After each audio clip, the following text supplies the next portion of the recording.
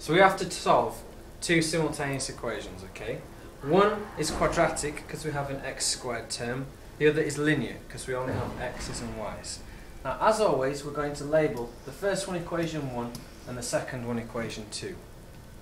Now, what we want to do is write underneath here an equation that either only has x's or only has y's. We can't solve them until we've eliminated either the x's or the y's.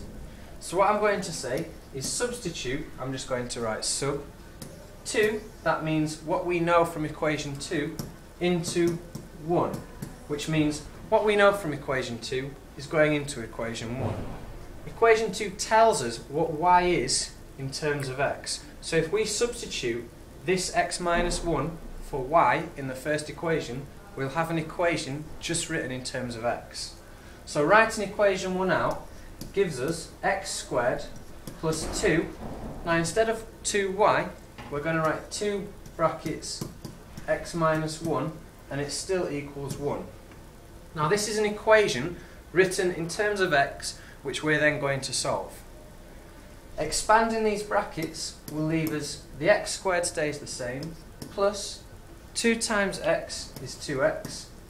Now you have to be careful with the minus signs. 2 times minus 1 leaves us with minus 2 equals 1. Now this is what we call a quadratic equation because it has a squared in. Now to solve this, we have to make one side of the equation equal to 0.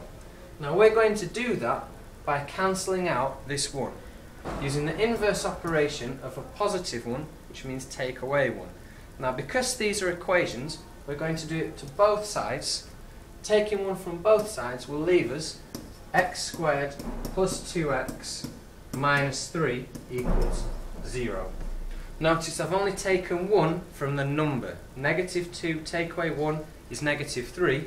The x squared and the 2x stay the same. Now I'm going to rewrite this equation at the top of the next page because I'm running out of space. X squared plus 2x minus 3 equals 0. To solve a quadratic equation, we're going to factorise this. Because it's quadratic, we're going to use 2 brackets. It's still equal to 0. We're going to put an x in both, and we're looking for 2 numbers that times to give negative 3 and add to give positive 2. That's going to be positive 3 and negative 1. To solve this now, this means x minus 1 times x plus 3 equals 0. So either x minus 1